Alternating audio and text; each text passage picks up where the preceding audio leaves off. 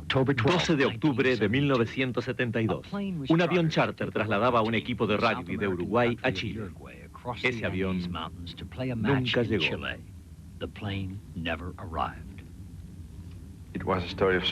Fue una historia de supervivencia.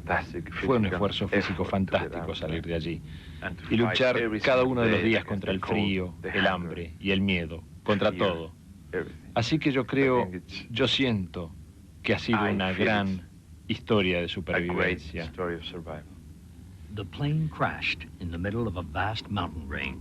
El avión se estrelló en el medio de una tremenda montaña de nieve. Para sobrevivir, debieron alimentarse con los cuerpos de los que murieron. Pasaron 72 días antes de que el mundo descubriera que 16 todavía estaban vivos.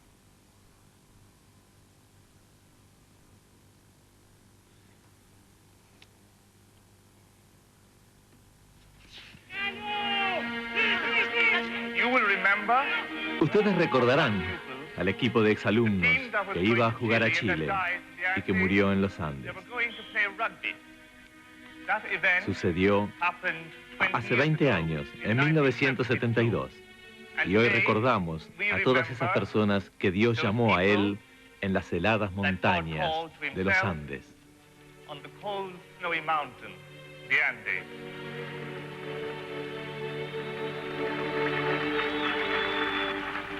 El colegio Stella Maris de sacerdotes irlandeses en Uruguay recuerda la muerte hace 20 años de algunos de los jugadores de su primer equipo y partidarios.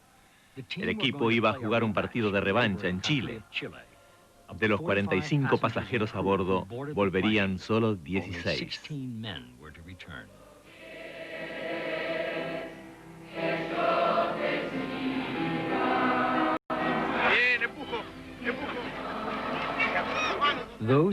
Esos 16 sobrevivientes aún viven en Montevideo, miembros de la sociedad capitalina.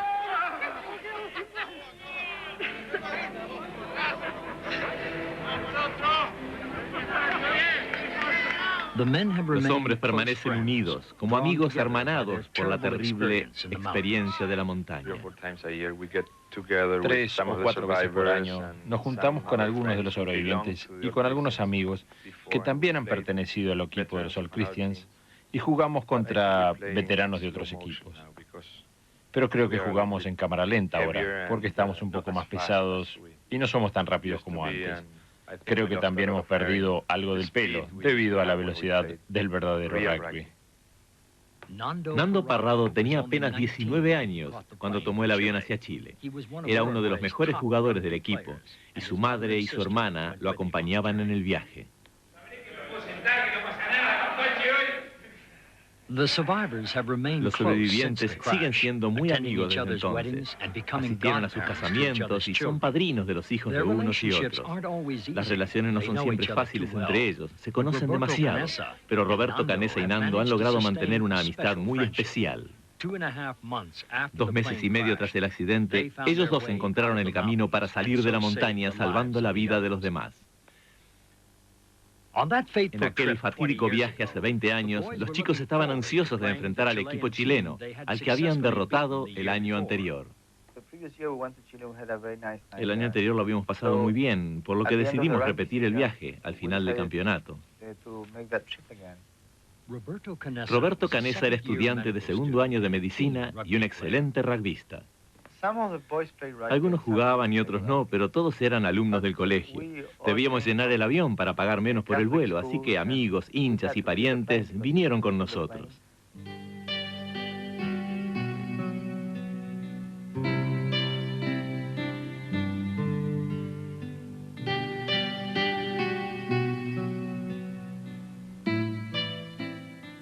Por radio que ya volaba sobre Chile. Fue un error de navegación fatal. Creyendo que ya había pasado las montañas, pidió permiso para iniciar el descenso. Yo puedo recordar mirar hacia mi izquierda y ver paredes negras, muy cerca de la punta de las alas.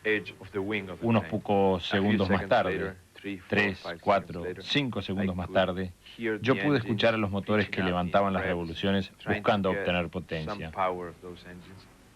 La parte delantera del avión que se levanta un poquito y luego el momento del impacto. Nunca olvidaré ese ruido, el aire entrando al avión y luego el avión deslizándose. Gente que gritaba, gente que rezaba. Yo me había aferrado al asiento esperando ver cómo era la muerte, pues la muerte era lo único que podía esperar. Luego la detención súbita, todos los asientos volando sobre mi cabeza. Pensé, increíblemente, estoy vivo. Is Canessa okay? Yeah, he's up front. Cut, good, okay, one more. 20 años más tarde, la dramática historia de los 16 sobrevivientes es llevada a la pantalla en una gran producción del afamado director Frank Marshall. El filme se basa en el bestseller Viven, publicado un año después del rescate. You're like this, you can't even really, so we'll be like this. I don't know who saved me. Looking down, yeah. You don't know, you're just looking down and there's 200 feet of crevasse in front of you. So you won't have to, there'll be no acting in this. No, when you look down and you see what's down below you, you'll have no problem. Thanks for orchestrating that for me. That's why we're wearing wetsuits. You know why? Because of fuselage? Nando pasó 3 meses en el lugar de filmación como asesor técnico del filme. So it starts to be like a column for the fuselage? Yeah. La filmación ha removido memorias para él muy intensas, también para los otros sobrevivientes que visitaron el set. Yo creo que el film trajo intensos recuerdos para algunos de los muchachos que tuvieron esas memorias guardadas por mucho tiempo, aún para con miembros de su propia familia. Así que de cierta forma este film fue como una herramienta que alivió sus mentes y sus corazones.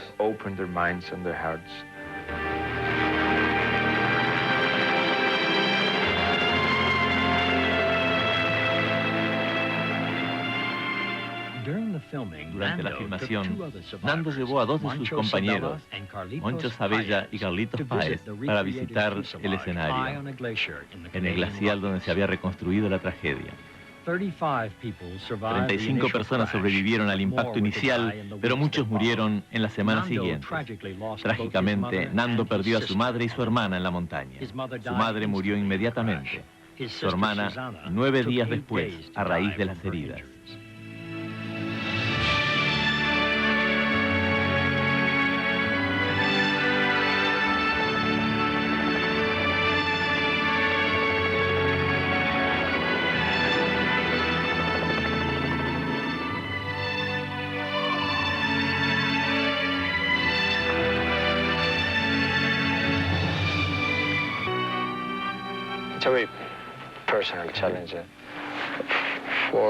Fue un desafío personal muy grande para cada uno de los 16 chicos que salieron, y algo que únicamente podemos compartir con nosotros mismos, porque nadie puede saber lo que sentíamos entonces y ahora.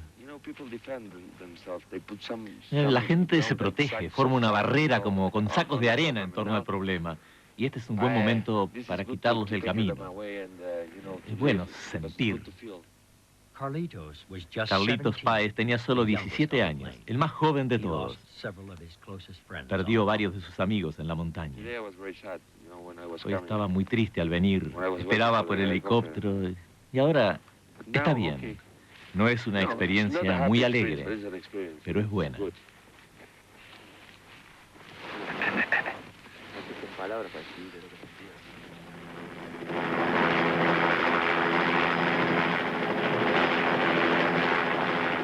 Carlitos Páez. Nada me hubiera impedido venir aquí. Mis recuerdos estaban guardados, escondidos.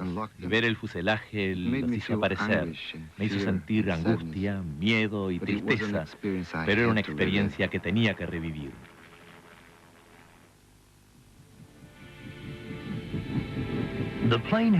El avión había caído en la más extensa cordillera del mundo. Equipos de rescate de 3 países los buscaron, pero el avión era blanco y las montañas estaban cubiertas por la peor nevada en los últimos 50 años. Luego de solo 8 días, la búsqueda se abandonó, pero muchas familias se negaron a abandonar la esperanza. Yo sentía en mi corazón una especie de fuerza que nunca me abandonó. Día tras día, todos los 72 días, nunca dudé.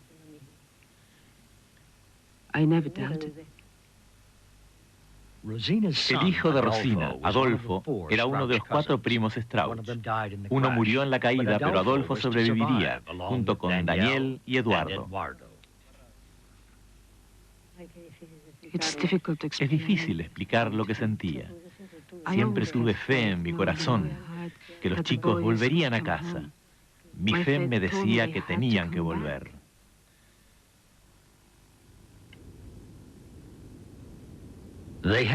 Habían caído a más de 3.500 metros de altura y a la noche la temperatura era de menos de 40 grados bajo cero. No podían sobrevivir con apenas unas cuantas barras de chocolate. Yo hablé con la persona en quien más confiaba, mi primo Daniel, sentado a mi lado. El pensamiento más horrible, le dije, me ha entrado en la cabeza y no me atrevo a decírtelo. Tendremos que alimentarnos de los cuerpos. De lo contrario, nunca saldremos de aquí.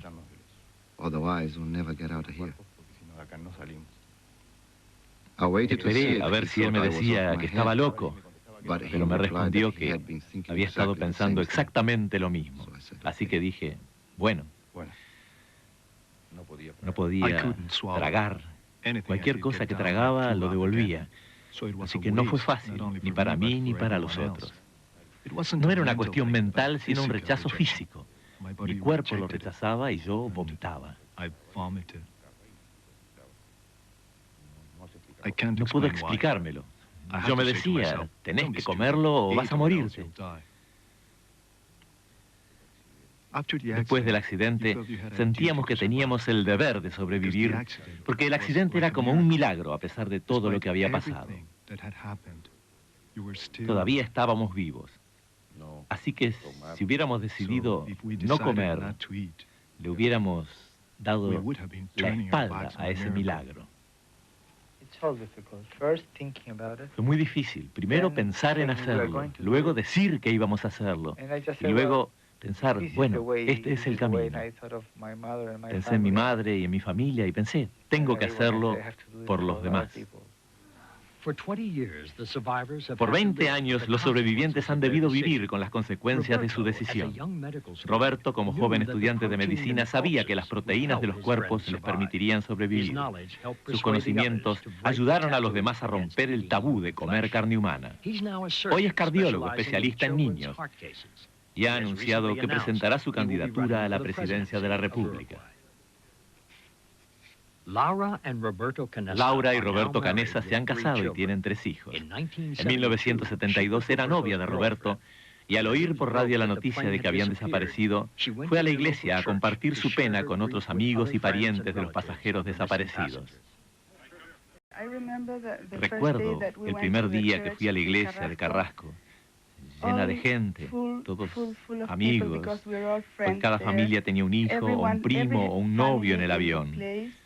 Todos teníamos a alguien a quien llorar. No había sitio para estar ni siquiera de pie en la iglesia aquel día.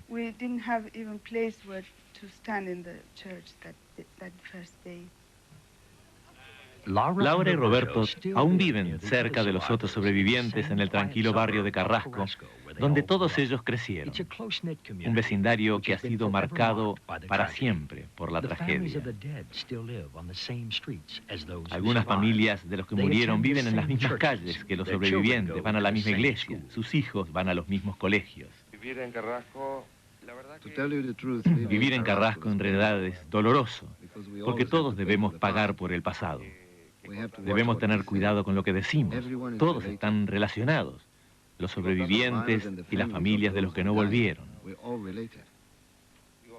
Es una comunidad muy pequeña. Debemos cuidarnos de no recordarle su pérdida a las madres de los que no volvieron. No queremos revolver el dolor en la madre. Carlitos llamó a su única hija María Elena de los Andes, celebrando su supervivencia. Pero los últimos 20 años han sido muy penosos para él. Hace poco se internó en una clínica para adictos a las drogas y el alcohol. En la terapia enfrentó las difíciles memorias que había tratado de suprimir. Bueno, yo creo que sobre el tema de la carne humana... Con respecto al tema de alimentarnos con carne humana, no tengo nada de qué avergonzarme. Si tuviera que volver a hacerlo, lo haría, sin duda. Lo que nunca haría es decir de quiénes tuvimos que servirnos para poder vivir. Eso afectaría mucho a sus familias. Eso es algo que no estoy dispuesto a hacer.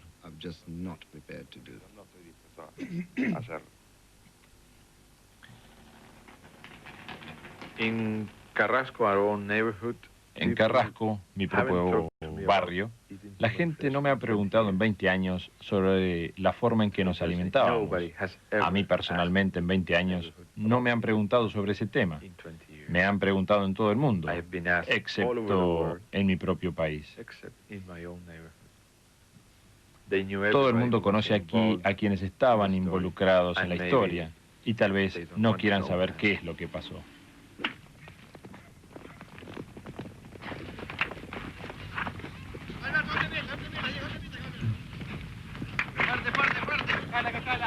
Nando es hoy un empresario exitoso y una personalidad de la televisión. Su esposa Veronique es una ex reina de belleza.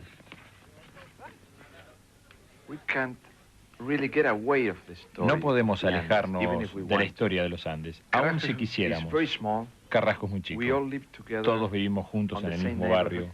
Algunos aún viven en las mismas casas de hace 20 años.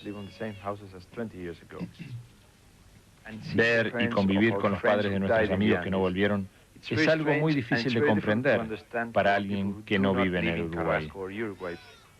Algunos sobrevivientes viven en la misma calle de familiares de nuestros amigos que murieron. No podemos escapar de la experiencia de los Andes, aún queriendo hacerlo. Estamos en una jaula.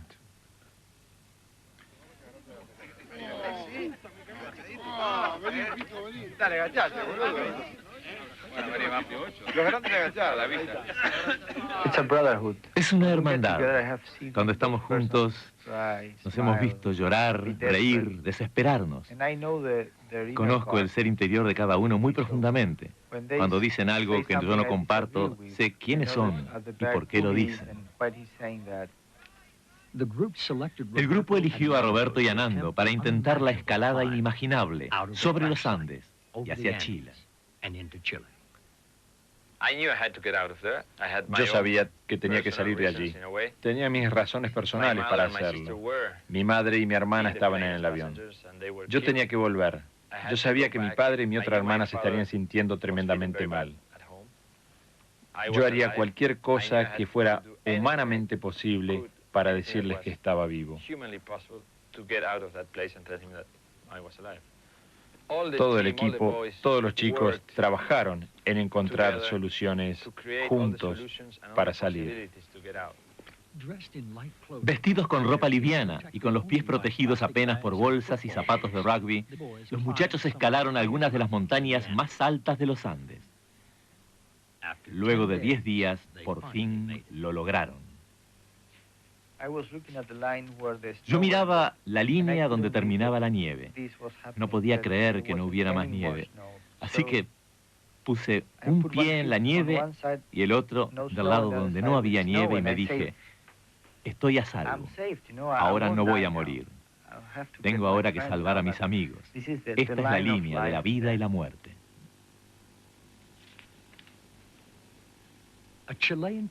Un pastor chileno, cuidando su ganado en lo más profundo de los Andes, vio dos extrañas figuras del otro lado del valle. Iba caminando a buscar mi ganado cuando los vi. Primero pensé que eran solo turistas, pero luego vi que corrían hacia mí, cayéndose. Vi que eran dos jóvenes, corriendo y cayéndose. Al principio creí que estaban jugando, pero cuando me vieron desesperados, gritaron pidiendo socorro, que su avión había caído en los Andes. they became desperate, yelling for help, saying their plane had come down in the mountains.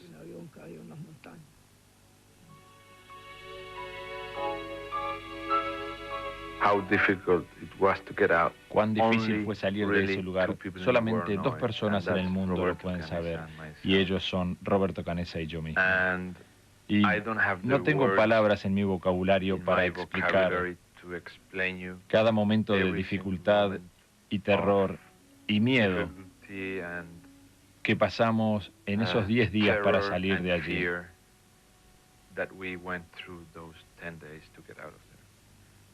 Pero lo hicimos. Ahora parece más fácil hablar de ello.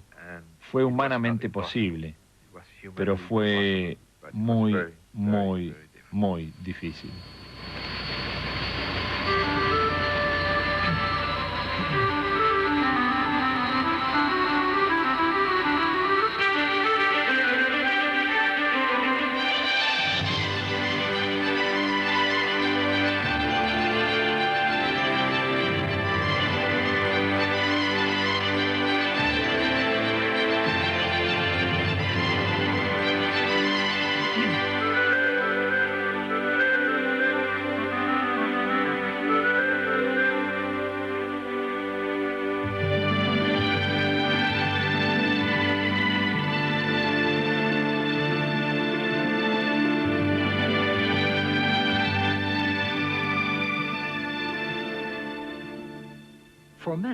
Para muchos, los sobrevivientes eran la encarnación de un milagro.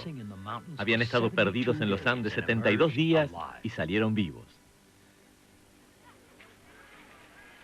Los muchachos hablaron en privado con sus familiares y los médicos del hospital acerca de cómo habían sobrevivido tanto tiempo. Ahora que habían vuelto, sentían que debían justificar su decisión de alimentarse de los cuerpos de los muertos.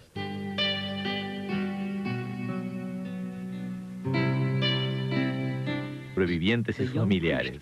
El padre Rojas, un joven sacerdote, oyó sus confesiones. No sé si fue una confesión. No podría llamarse una confesión, pues no había nada que confesar. No era un pecado, y la Iglesia no lo consideraba así. Ninguno de los 10 mandamientos nos dice que no podemos alimentarnos del cuerpo de alguien que haya muerto. Lo que habían hecho no estaba mal. El obispo ratificó esa decisión. Me dijo, es como una transfusión, poniendo la sangre de una persona en otra, para que pueda vivir.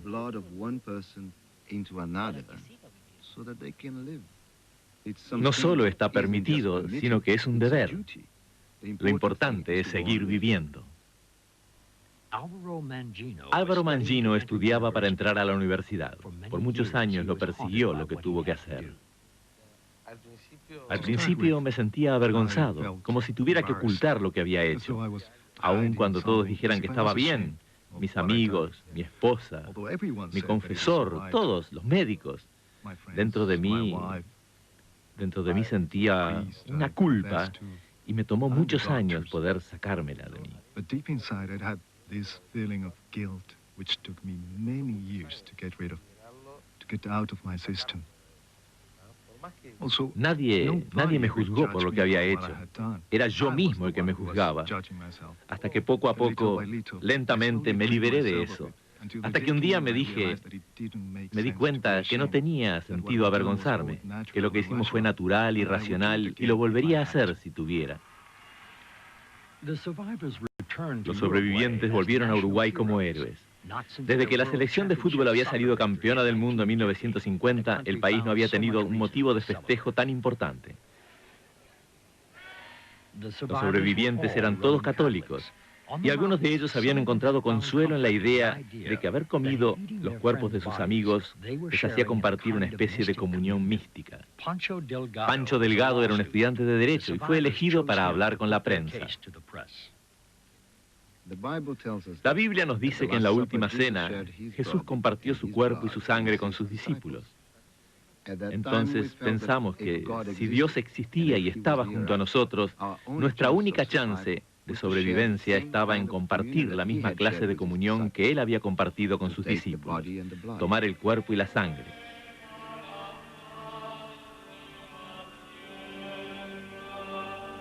Era la voluntad de Dios y de todos los que estábamos en el grupo. Habíamos hecho un pacto de que si cualquiera moría, los otros podían usar su cuerpo para sobrevivir.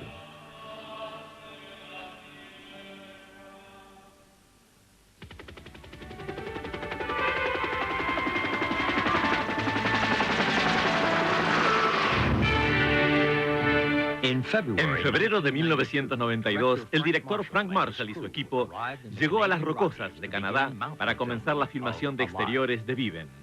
En un glaciar a 3.500 metros de altura, acamparon para recrear aquellas terribles 10 semanas.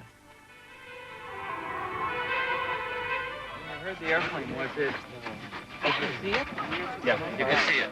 It's good. You can see the airplane. So that's why you assume that they knew you were here. Yeah. So what we'll do is we'll have the plane fly over.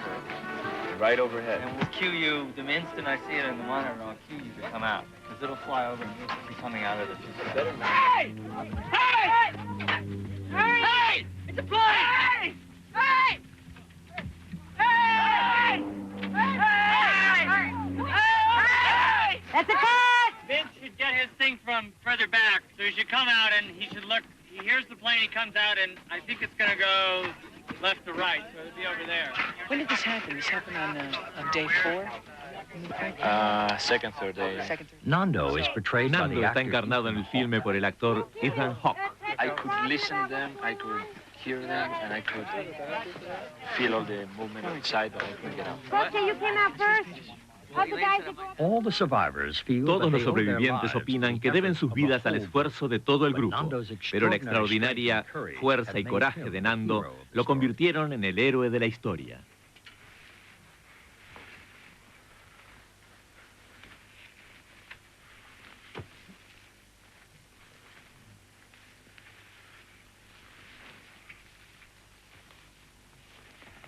Well, this is what Esto es lo que quedaba del avión después del choque.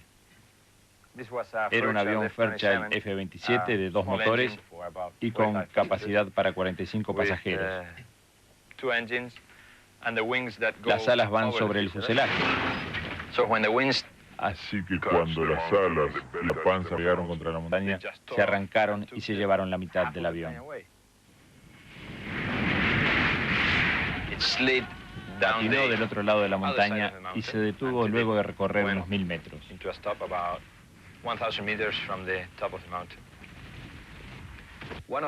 Una de las cosas más duras de recordar fue la avalancha que cayó sobre el avión unas 2 semanas después del accidente.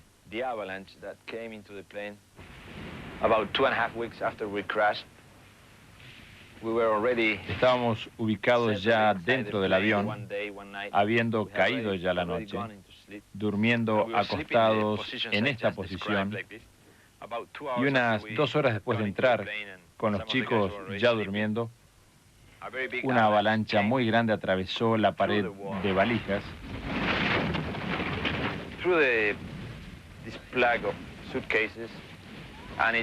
y cubrió el fuselaje hasta esta altura. Así que nuestras cabezas estaban a esta otra altura aquí abajo, aquí y allí, y estábamos completamente cubiertos por la nieve. No nos podíamos mover. Cuando sentía que mis pulmones estaban por estallar, que mi corazón estaba agitado y ya no podía aguantar más, comencé a ver toda mi vida en flashes hacia atrás. Llegué hasta la etapa en que era un bebé, gateando entre las piernas de mi madre, y de pronto, ¡boom!, me convertí en una luz que se dirigía hacia otra luz mucho mayor, como una luz de neón en la que parecían converger todas las demás luces.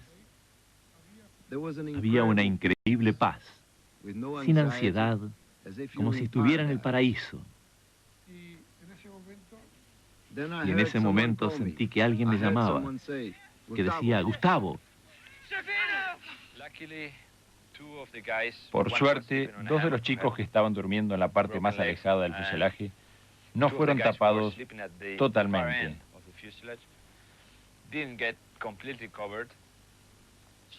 Saltaron sobre la nieve y gateando sobre ella, porque la nieve estaba hasta aquí, solamente tenían este espacio para moverse. Comenzaron a buscar las bocas y las cabezas de los que estaban atrapados. No los cuerpos, pues sabían que solamente tendrían unos 2 minutos.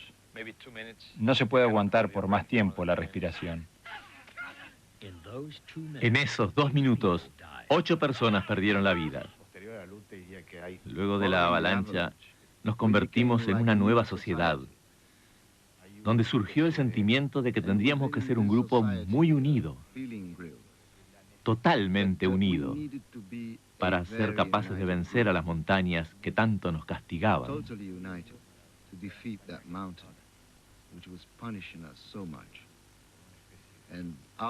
De esa unidad surgió entre nosotros una especie de religión, una religión por la que si todos nos manteníamos como uno, podríamos conquistar la montaña.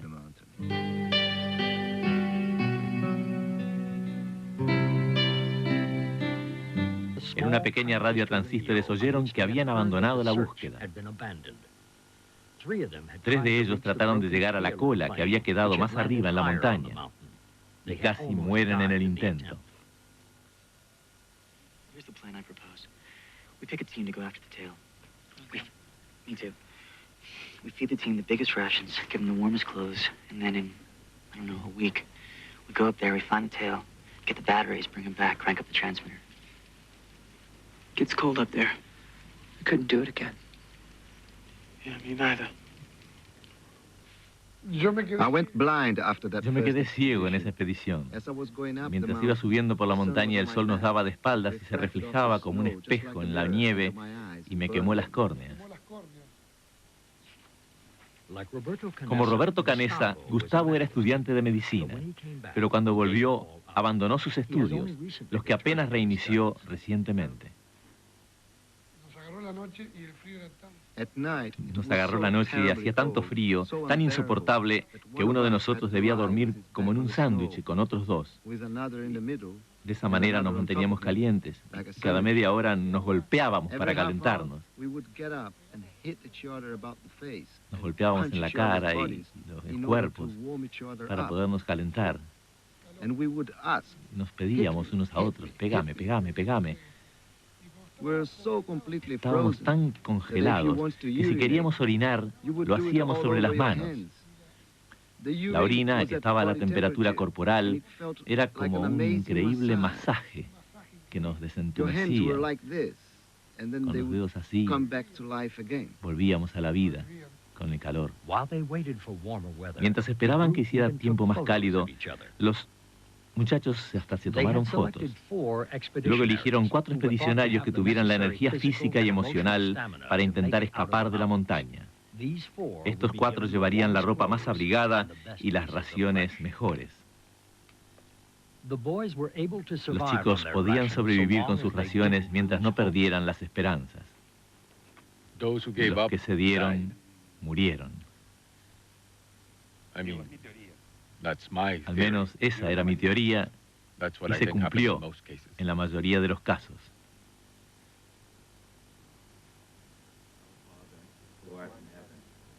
Quien escribía una carta. Yo sabía que aquellos que escribían cartas no las entregarían personalmente, aunque trataban de convencerse de que sí lo iban a hacer. Yo nunca escribí, pues estaba seguro de que saldría de allí. A mi alrededor, sin embargo, veía chicos que un día estaban bien y al siguiente estaban agobiados y derrotados por la enormidad de la tragedia. Sin importar lo que les dijéramos, se deterioraban y eventualmente morían. Roy Harley, ahora ingeniero, encontró esas 10 semanas en el monte casi imposibles de soportar. Aún ileso, bajó de peso, apenas 45 kilos. Yo sufrí mucho por la experiencia. Admito que era una persona muy sensible. Lo encontré muy doloroso. Lo sentía más agudamente que los otros y a cierta altura comencé a rendirme y a decaer físicamente.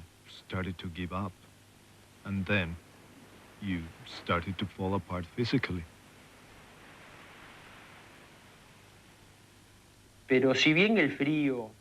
Aunque encontraba que el frío cruel era terrible igual que el hambre y las muertes, algo me afectaba más, el sentimiento de que el tiempo pasaba inexorablemente.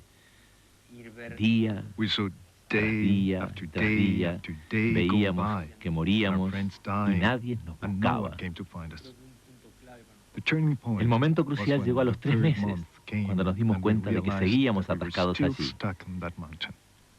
Eso fue lo que comenzó a destruirnos. La pérdida de la esperanza. Perdí la esperanza cuando vi que no podía hacer nada. No sentía los pies y al sacarme de la avalancha de nieve me lastimé la espalda. De modo que no podía mover los pies, no podía hacer nada. Nada. Bobby Francois era estudiante de agronomía. Luego de la tragedia pareció aceptar su destino.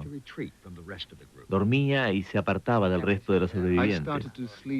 Comencé a dormir más y más y más, a calmarme, lejos de los otros. Me iba a la parte más retirada del avión, así nadie se chocaba conmigo, sabe cómo es. Allí estaba tranquilo, me puse en el lugar más alejado, ahí no molestaba a nadie y nadie me molestaba a mí. Me quedé solo. Hoy, Bobby Francois posee 2 grandes ranchos con muchos miles de cabezas de ganado.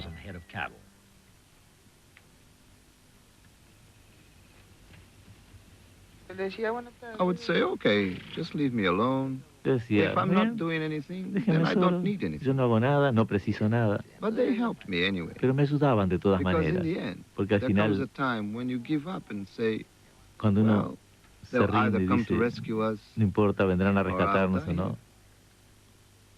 To this day, Bobby doesn't like to be reminded of his story. Incluso hoy, a Bobby no le gusta que le recuerden esta historia. When someone comes up to me and asks, are you the Francois from Cuando the alguien viene y me Andes? pregunta si yo soy François, el de los Andes, And then to cut them short, I say, no, it's digo, my no, brother. no, or no, it's a es mi cousin." hermano o algún I change pariente, the subject para and cortarlo. that's the end of it.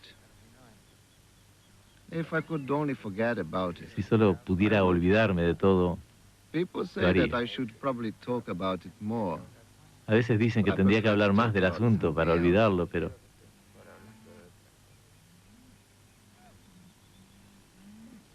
Yo creo que lo importante... yo creo que lo más importante que surgió de esta experiencia fueron los sentimientos de que vivimos cada día. Los amigos, las peleas, los argumentos, las peleas y después abrazarnos, formando un grupo muy unido. Todos compartíamos el mismo intenso sentimiento de supervivencia y compañerismo.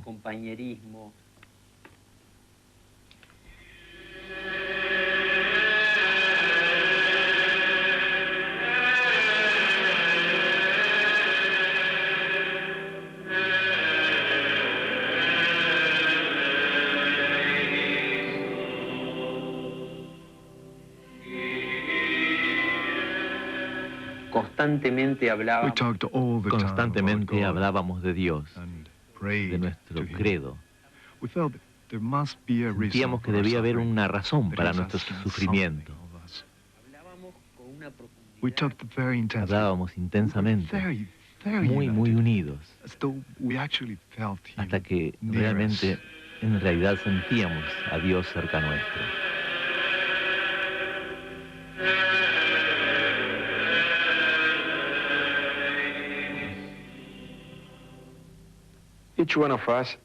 Cada uno de nosotros recuerda los Andes de una forma muy especial, tal vez diferente a la de los demás.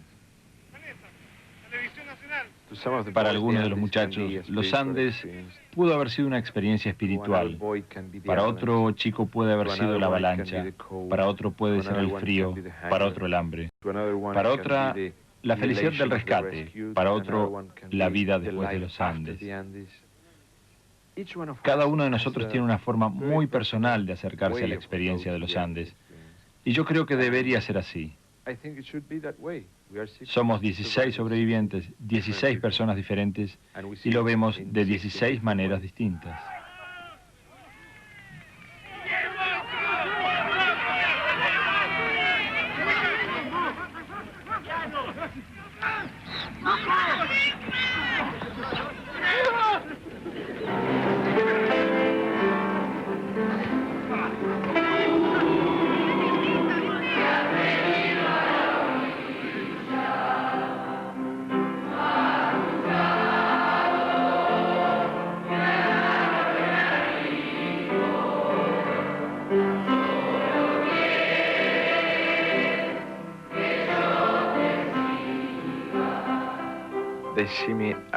Me ven como un héroe, me llaman héroe, pero muy dentro mío yo sé que no soy un héroe. Yo no quise estar en ese accidente, yo no quise pasar los 72 días más terribles de mi vida en ese lugar. No quise sentir lo que sentí. Yo no quise perder a mi madre, yo no quise perder a mi hermana, yo no quise perder a mis amigos, yo no quise ser un héroe. Yo no sabía que se iba a escribir un libro, yo no sabía que se iba a filmar una película, yo solamente quería salir de allí. Si eso es ser un héroe, entonces me pueden llamar héroe. Yo no quiero ser un héroe, yo solamente quería vivir.